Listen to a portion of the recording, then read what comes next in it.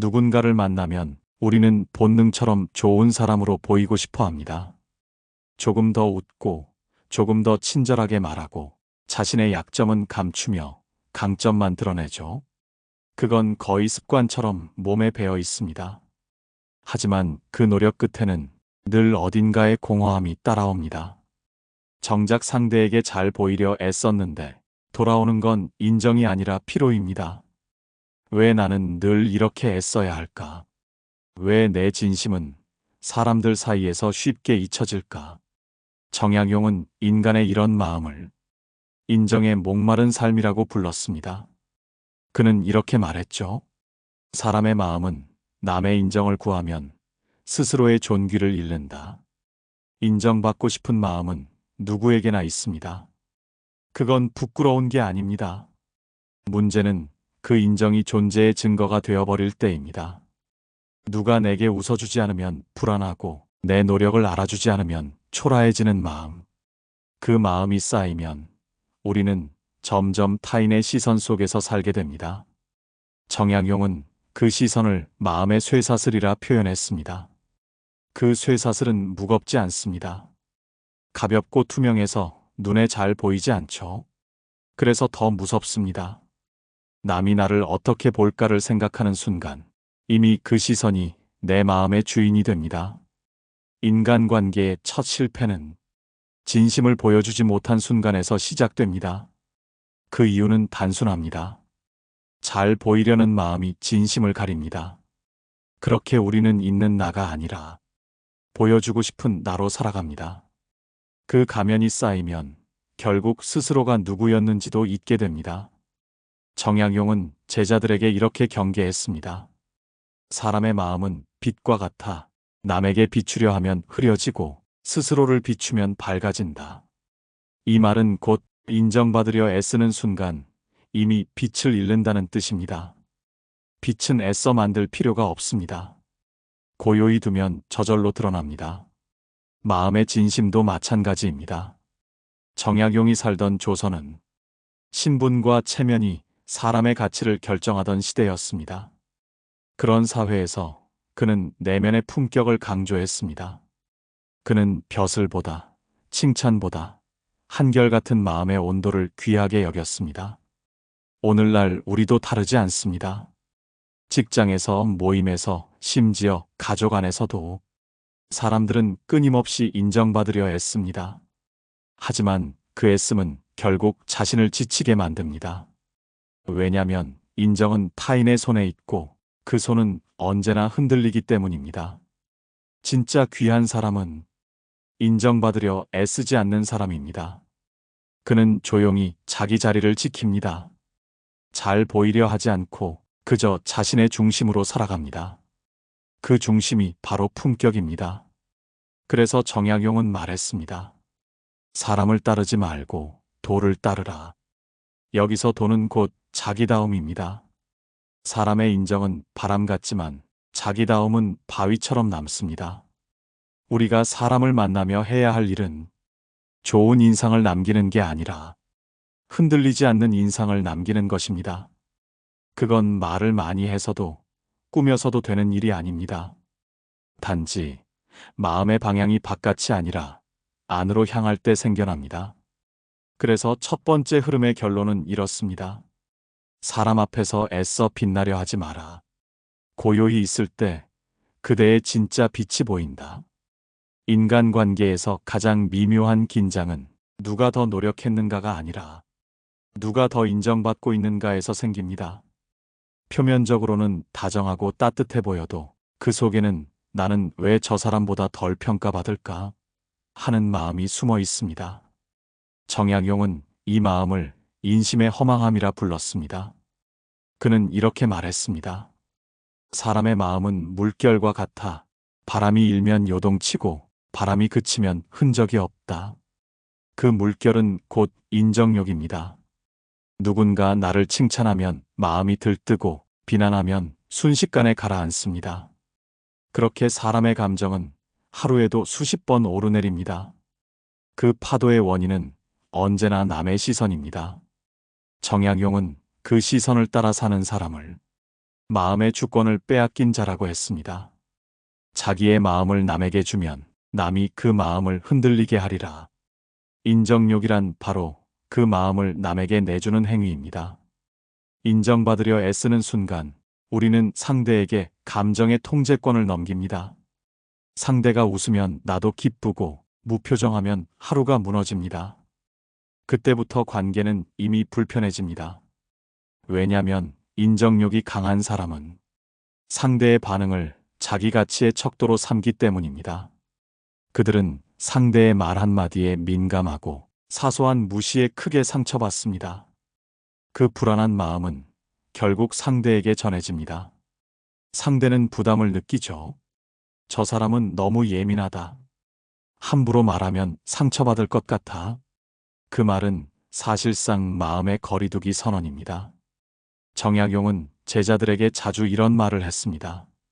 사람을 좇아 마음을 쓰면 그 마음이 스스로 병든다. 즉, 인간관계의 피로는 대부분 타인의 시선을 좇는 데서 시작된다는 것입니다. 그는 또 이렇게 덧붙였습니다. 남의 칭찬은 풀잎의 이슬과 같아 잠시 반짝이다 사라진다. 칭찬과 인정을 쫓는 삶은 그때마다 반짝이지만 금세 사라집니다. 그래서 늘 새 이슬을 찾아다니게 되죠. 결국 그 마음은 늘 목마릅니다. 이 인정의 목마름은 관계를 불안하게 만듭니다. 왜냐면 나를 어떻게 봐줄까라는 계산이 진심을 가려버리기 때문입니다. 그 순간부터 대화는 마음의 교류가 아니라 인상관리가 됩니다. 표정은 부드럽지만 영혼은 닫혀 있습니다. 정약용은 이런 관계를 겉은 따뜻하나 속은 냉한 인연이라 표현했습니다. 그는 진심보다 태도를 앞세우는 사람을 경계했습니다. 인정받고자 하는 자는 남의 마음을 얻으려다 자기 마음을 잃는다. 이 말은 지금의 시대에도 그대로 통합니다. 우리는 SNS 속에서, 일터에서, 심지어 친구 사이에서도 좋아요와 공감이라는 형태로 인정을 구걸하며 살고 있습니다. 그런데 이상하게도 인정받을수록 더 불안해집니다. 왜냐면 그 인정은 언제든 사라질 수 있으니까요. 오늘 칭찬해준 사람이 내일은 외면할 수도 있습니다. 그래서 정약용은 이렇게 일침을 남겼습니다.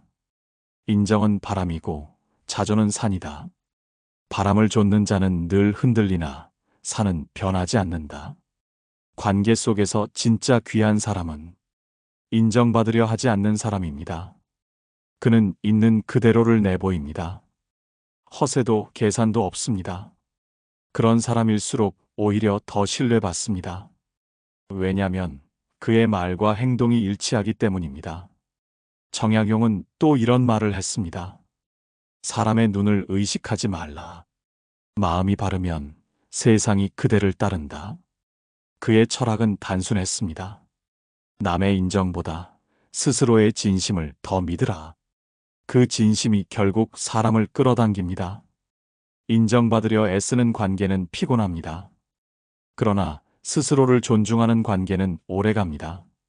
진심이 중심이 되면 비로소 관계는 자유로워집니다. 그래서 두 번째 흐름의 결론은 이렇습니다. 인정받으려는 마음은 관계를 불편하게 하고 스스로를 약하게 만든다. 정약용은 우리에게 말합니다. 인정을 구하지 말고 존중을 남기라. 정약용은 사람의 마음을 누구보다 깊이 이해한 철학자였습니다. 그는 벼슬살이에서, 학문에서, 그리고 인간관계 속에서 수없이 상처받고 실망하고 그 속에서 사람의 본질을 관찰했습니다. 그가 남긴 문장 중 이런 구절이 있습니다. 사람을 대함에 있어 지나치게 구하지 말고 허하게 대하면 스스로 귀하게 된다. 이 허함이 바로 귀한 사람의 태도입니다. 귀한 사람은 먼저 다가서지 않습니다. 하지만 무관심하지도 않습니다. 그는 사람의 마음에 공간을 남겨둡니다. 그 공간이 바로 무심의 자리입니다. 그 자리가 있을 때 상대는 편안함을 느낍니다. 왜냐면 그 사람 옆에서는 잘 보여야 한다는 압박이 사라지기 때문입니다. 정약용은 인간의 마음을 두 가지로 나눴습니다. 하나는 구심의 마음, 즉 남에게 인정받고자 끌려가는 마음. 다른 하나는 자심의 마음, 스스로 중심을 세우는 마음입니다. 귀한 사람은 이 자심을 지닌 사람입니다. 그는 누가 나를 좋아하든 싫어하든 자신의 품격을 흔들지 않습니다. 그 품격은 말투나 옷차림이 아니라 태도의 균형에서 드러납니다. 정약용은 제자들에게 이런 가르침을 남겼습니다. 사람을 대하되 너무 가까이 하지 말고 멀리 하지도 말라. 기쁨과 노여움이 한결같아야 한다. 이 말은 관계의 본질을 꿰뚫은 통찰입니다. 귀한 사람은 거리를 압니다. 그는 사람을 사랑하되 매달리지 않고 비판하되 미워하지 않습니다. 그 중용의 태도, 그 한결같음이 결국 사람을 끌어당깁니다. 우리 사회에서는 표현하는 사람이 주목받습니다. 말 잘하는 사람, 분위기를 만드는 사람, 눈치를 빠르게 보는 사람이 환영받죠. 하지만 시간이 지나면 알게 됩니다. 진짜 귀한 사람은 말보다 태도로 남는다는 것을. 정약용은 벗과의 관계를 이렇게 정의했습니다. 벗이 귀한 까닭은 그가 내 마음을 방해하지 않기 때문이다. 이 문장은 단순한 우정의 기준이 아닙니다. 모든 인간관계의 기준이 됩니다. 진짜 귀한 사람은 상대의 마음을 불편하게 하지 않는 사람입니다. 그는 조언을 해도 따뜻하게 하고 침묵을 해도 부담스럽지 않게 합니다. 그는 또 이런 말을 했습니다. 말이 많은 자는 남의 마음을 흩뜨리고 말이 적되듯이 깊은 자는 남의 마음을 맑게 한다. 귀한 사람은 말보다 기운을 남깁니다. 그 기운이란 말로 설명할 수 없는 안정감입니다. 그는 자극하지 않고 판단하지 않고 그저 있는 그대로 상대를 받아들입니다. 정약용의 삶을 돌아보면 그는 늘 사람 사이의 온도를 조절하려 했습니다. 한없이 다정하지도 냉정하게 끊어내지도 않았습니다. 그의 무심은 균형의 예술이었습니다. 그래서 귀한 사람은 이렇게 사람을 대합니다. 첫째, 상대의 반응에 흔들리지 않는다. 둘째, 자신의 감정을 조절할 줄 안다. 셋째, 필요 이상으로 말하지 않는다. 이 세 가지를 실천할 수 있다면 그 사람의 존재만으로도 주변은 편안해집니다. 정약용은 인간의 향기란 이런 것이라 했습니다. 말하지 않아도 그 사람이 떠난 자리에 따뜻한 바람이 남는 것. 그 향기는 꾸밈이 아니라 진심의 결과입니다. 인정을 구하지 않고 비판을 두려워하지 않는 사람. 그런 이가 결국 오래 기억됩니다. 귀한 사람은 그래서 조용히 강합니다. 그는 사람의 마음을 얻으려 애쓰지 않습니다. 그저 자신의 마음을 다스립니다. 그 마음이 단단하니 사람들이 스스로 다가옵니다. 정약용은 품격이라는 말을 쓰지 않았습니다. 대신 이렇게 표현했습니다. 고요한 사람은 천하의 귀한 벗이 된다. 그가 말한 고요함이 바로 무심이며 그 무심이 바로 귀함의 본질입니다. 그래서 세 번째 흐름의 결론은 이렇습니다. 귀한 사람은 잘 보이려 하지 않고 상대가 편안해지게 한다. 그 고요함이 곧 품격이다. 정약용은 일생 동안 학문으로도 인품으로도 존경받았지만 그는 단 한 번도 자신을 내세우지 않았습니다. 그는 관직에 있을 때조차 늘 이렇게 말했습니다. 벼슬은 맡은 자리가 귀한 것이지 그 자리에 앉은 내가 귀한 것이 아니다.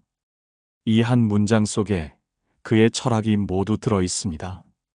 진짜 귀한 사람은 자신을 드러내지 않는다.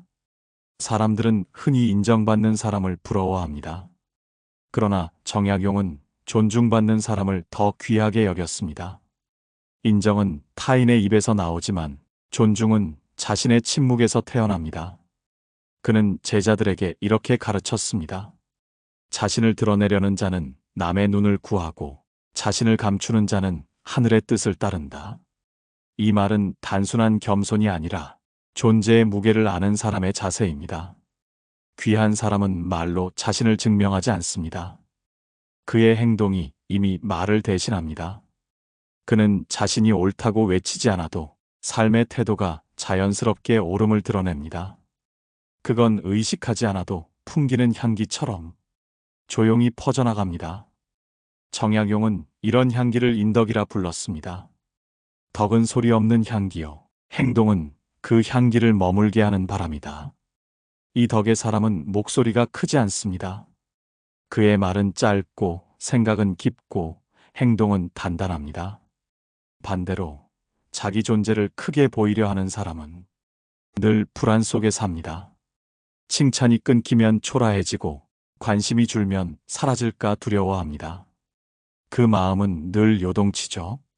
정약용은 이런 사람을 보며 안타까워했습니다. 빛을 높이 드는 자는 그 빛이 먼저 꺼진다. 진짜 귀한 사람은 자신을 증명하려 들지 않습니다. 왜냐면 이미 스스로를 알고 있기 때문입니다. 그는 자신이 어떤 사람인지, 무엇을 지키고 살아야 하는지를 압니다. 그 확신이 있으니 굳이 드러낼 필요가 없습니다. 정약용은 자신을 감춘 사람들의 이야기를 자주 들려주었습니다. 그가 가장 존경했던 인물 중 하나가 바로 이덕무였습니다. 이덕무는 가난 속에서도 학문을 게을리하지 않았고 벼슬길에 나아가면서도 늘 이렇게 말했습니다. 내가 아는 만큼 남이 모르는 것이 기쁨이다. 그 겸허함이 바로 귀함이었습니다. 정약용 자신도 유배지에서 수많은 책을 쓰면서 한 번도 내가 위대하다고 하지 않았습니다. 그는 단지 이렇게 말했습니다. 세상이 나를 알아주지 않아도 나는 내 마음을 알아준다. 이 고요한 문장은 인정받고 싶다는 모든 욕망을 잠재우는 힘을 가집니다. 귀한 사람은 세상과 경쟁하지 않습니다. 그는 스스로의 속도와 방향을 압니다. 남이 빨리 가도 부럽지 않고 남이 앞서가도 조급하지 않습니다. 그의 발걸음은 느리지만 단단합니다. 그는 남에게 잘 보이려는 대신 자신의 길을 곧게 걷습니다. 정약용은 그 길을 도의 길이라 했습니다. 그에게 도란 특별한 철학이 아니라 흔들리지 않는 자기 기준이었습니다. 사람의 평판은 바람과 같고 나의 도는 땅과 같다. 그는 바람에 휘둘리지 않았습니다. 그것이 귀한 사람의 품격이었습니다. 세상은 화려하게 말하는 사람을 주목합니다. 하지만 오래 기억되는 사람은 말보다 태도로 남습니다. 그는 자기를 내세우지 않고 상대의 자리를 존중합니다. 그 배려가 바로 품격의 증거입니다. 정약용은 인간관계의 핵심을 한 문장으로 정리했습니다. 남에게 높임받으려 하지 말고 남을 높여주라. 그는 자신을 낮춤으로써 모두를 편안하게 했습니다. 그 고요함 속에서 사람들은 그를 귀히 여겼습니다. 그래서 네 번째 흐름의 결론은 이렇습니다. 귀한 사람은 자신을 내세우지 않는다. 그는 고요함으로 존재를 증명한다. 정약용이 말한 겸허의 철학은 오늘날에도 여전히 통합니다. 보여주지 않아도 빛나는 사람, 그가 진짜 귀한 사람입니다. 정약용은 사람을 대하는 일에서 가장 중요한 덕목으로 경을 꼽았습니다. 그가 말한 경은 단순한 예의가 아닙니다. 그건 마음을 다해 대하는 태도, 즉 진심의 집중이었습니다. 그는 이렇게 썼습니다. 사람을 가벼이 대하면 내 마음 또한 가벼워진다. 즉, 내가 상대를 대하는 태도는 곧 내 마음의 깊이를 드러낸다는 뜻입니다. 귀한 사람은 사람을 귀하게 대합니다. 하지만 그 귀함은 칭찬이나 과한 친절에서 오지 않습니다. 그건 존중의 간격을 지키는 법에서 옵니다. 정약용은 제자들에게 이런 말을 자주 했습니다. 사람을 사랑하되 그 마음을 얽어매지 말라. 사람을 가까이 하되 그 뜻을 침범하지 말라. 그는 인간관계를 거리의 예술이라 여겼습니다. 그 거리가 너무 가까우면 상대는 숨이 막히고 너무 멀면 마음이 닿지 않습니다. 귀한 사람은 이 미묘한 거리를 압니다. 그는 또한 사람을 볼 때 단점보다 마음의 결을 보았습니다. 그가 남긴 기록에는 이런 말이 있습니다. 사람을 고를 때 말과 재주보다 그 마음의 바닥을 살피라. 그는 말 잘하는 이보다 조용히 약속을 지키는 일을 더 귀하게 여겼습니다. 사람을 귀하게 대한다는 건 그의 말이 아니라 존재 자체를 인정하는 일입니다. 그 사람이 가진 결함까지 포함해서 바라보는 것. 그것이 진짜 존중입니다. 정약용은 이렇게 말했습니다. 사람을 아는 자는 허물을 보지 않고 사람을 사랑하는 자는 허물을 덮는다. 그는 상대의 부족함을 꾸짖지 않고 그 안의 선의를 먼저 보려 했습니다. 그게 그가 말한 인심을 다스리는 법이었습니다. 귀한 사람은 사람을 판단하지 않습니다. 판단은 마음을 닫지만 관찰은 마음을 엽니다. 그는 상대를 고치려 하지 않습니다. 그저 그럴 수 있겠다는 여유로 받아들입니다. 이 여유가 바로 사람을 귀하게 대하는 방식입니다. 정약용은 인간의 관계를 거울과 같다고 했습니다. 내가 고요하면 상대도 고요해진다. 내가 다정하면 상대도 부드러워지고 내가 예민하면 상대도 굳어집니다. 결국 관계는 거울 앞에 내 얼굴입니다. 귀한 사람은 그래서 말보다 기운으로 대합니다. 그의 눈빛에는 평가가 없고 그의 말투에는 다툼이 없습니다. 그는 상대의 감정을 존중하며 필요할 때는 한 걸음 물러섭니다. 이 물러섬이 바로 품격의 표현입니다. 정약용은 유배지에서 자신을 찾아오는 벗들에게 항상 차를 내주었습니다. 그는 차를 대접할 때도 이렇게 기록했죠. 차는 먼저 마시지 말고 상대가 잔을 들 때 조용히 바라보라. 이건 단순한 예절이 아닙니다. 상대의 존재를 깊이 존중한다는 뜻이었습니다. 사람을 귀하게 대한다는 건 그 사람을 나와 다른 존재로 인정하는 일입니다. 동일하게 만들려 하지 않고 그가 가진 세계를 존중하는 일. 그게 진짜 존중이자 성숙의 표현입니다. 귀한 사람은 절대 상대를 이용하지 않습니다. 그는 관계를 필요가 아니라 인연으로 봅니다. 필요가 끊기면 떠나는 사람은 많지만 인연을 지키는 사람은 드뭅니다. 정약용은 그런 사람을 마음이 맑은 자라 불렀습니다. 맑은 마음은 사람을 꾸미지 않고 사람을 꾸짖지 않는다. 귀한 사람은 바로 그런 사람입니다. 그는 상대의 눈빛 하나도 헛되이 보지 않습니다. 그는 인연을 소중히 여기되 집착하지 않습니다. 그 균형이 바로 존중의 완성입니다. 그래서 5번째 흐름의 결론은 이렇습니다. 사람을 귀하게 대한다는 것은 그를 나의 기준으로 재지 않고 그의 존재를 온전히 인정하는 일이다. 정약용의 인간관계 철학은 늘 여기에 닿아 있습니다. 사람을 이기려 하지 말고 그를 이해하려 노력하라. 그게 진짜 귀한 태도이며 그런 사람 곁에 세상은 자연히 머문다. 정약용은 인간의 마음을 깊은 우물에 비유했습니다. 그는 이렇게 썼습니다. 마음이 깊은 사람은 소리가 멀리 울리지 않는다. 이 말은 귀한 사람의 태도를 상징합니다. 그는 마음을 쉽게 드러내지 않습니다. 감정을 감추는 게 아니라 감정의 무게를 알고 있기 때문입니다. 세상은 격한 감정을 빠르게 소비합니다. 누가 슬프다 하면 함께 분노하고 누가 화난다 하면 즉시 맞장구 칩니다. 그럴수록 마음은 얕아집니다. 정약용은 이런 마음의 가벼움을 경계했습니다. 그는 말이 많으면 마음이 가볍고 생각이 깊으면 입이 무겁다. 고 했습니다. 귀한 사람은 마음을 아무에게나 내주지 않습니다. 그건 냉정함이 아니라 신중한 따뜻함입니다. 누구에게나 모든 걸 말해버리면 그 진심이 흔해지고 결국 아무 의미도 남지 않습니다. 정약용은 이를 진심의 낭비라 불렀습니다. 그는 제자들에게 종종 이런 말을 했습니다. 마음은 거두어야 귀해지고 말은 아껴야 깊어진다. 즉, 마음의 절제야말로 사람을 귀하게 만드는 법입니다. 귀한 사람은 말보다 눈빛으로 전합니다. 그의 한마디는 많지 않지만 그 한마디에 진심이 있습니다. 그 진심은 시간과 함께 무게를 더해갑니다. 정약용의 삶을 떠올려 봅시다.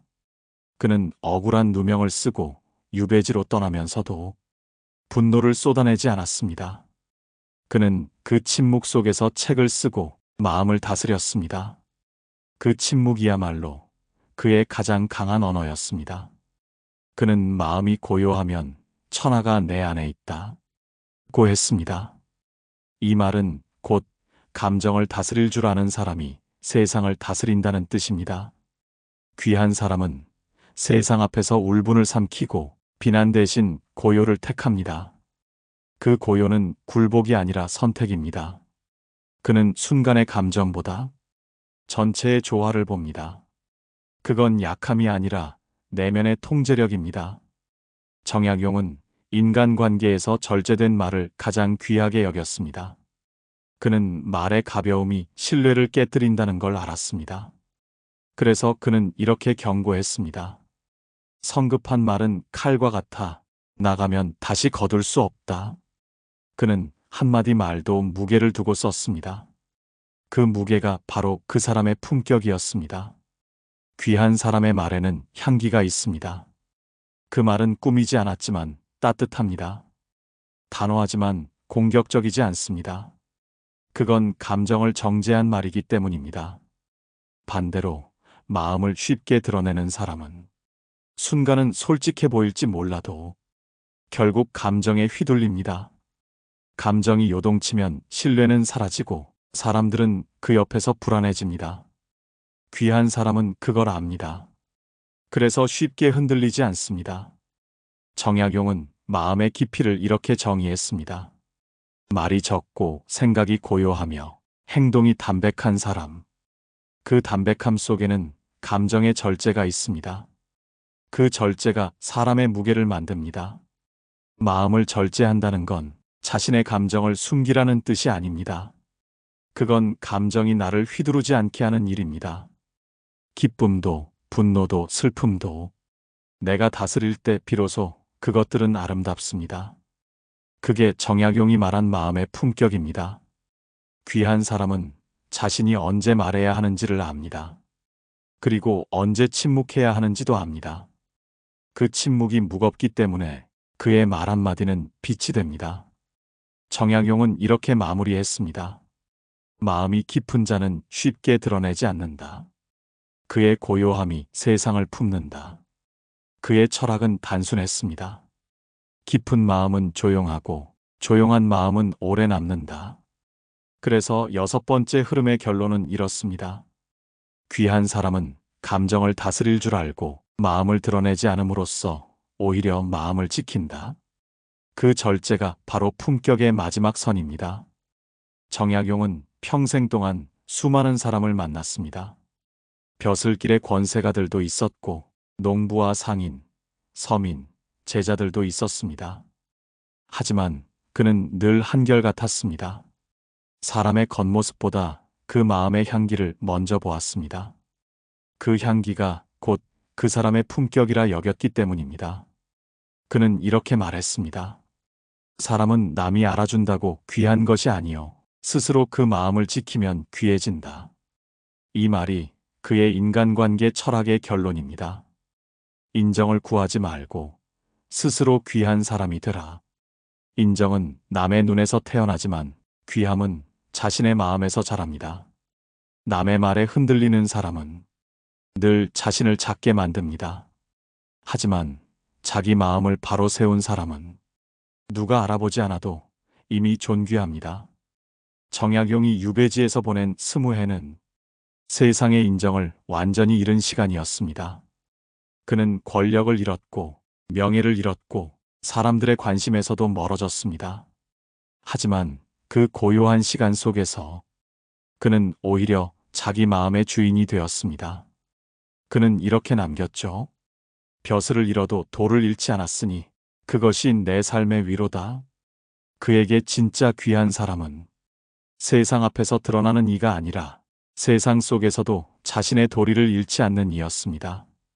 그 도리란 화려한 덕목이 아니라 단순한 성실함과 꾸준한 마음이었습니다. 그는 또 이렇게 말했습니다. 사람은 남의 인정을 구하면 종이 되고 자기의 마음을 구하면 군이 된다.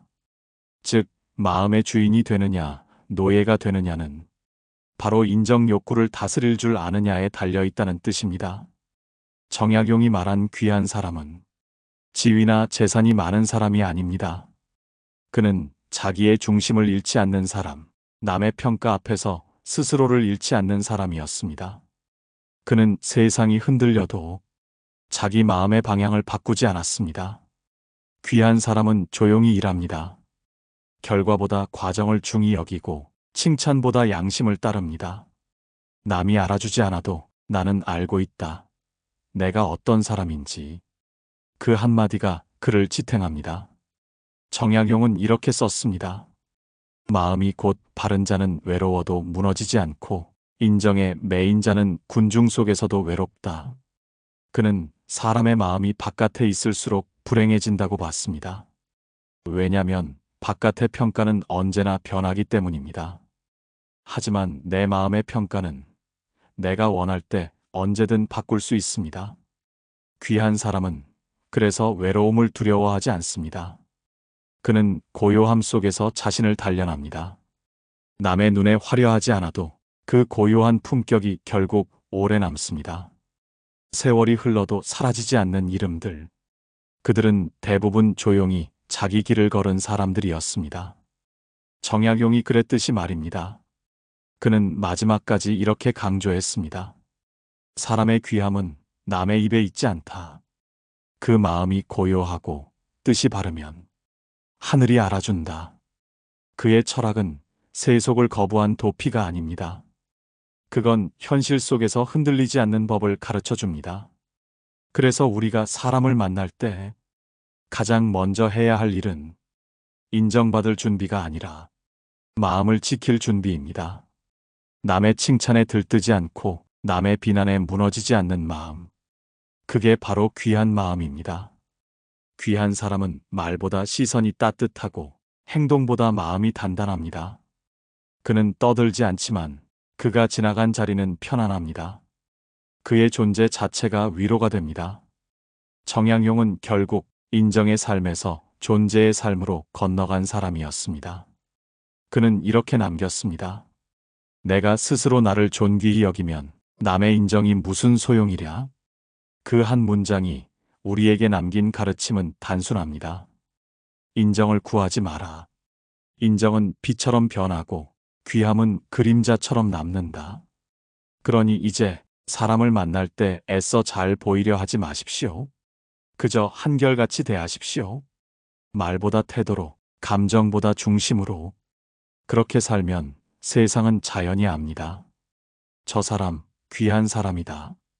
정약용의 마지막 가르침. 사람을 만나되 인정받으려 하지 말라. 스스로 귀한 사람이 되면 세상은 언젠가 그 마음을 알아준다. 그 고요한 확신이 당신을 한결 단단하고 자유롭게 만들 것입니다. 깨달음의 광장이었습니다. 감사합니다.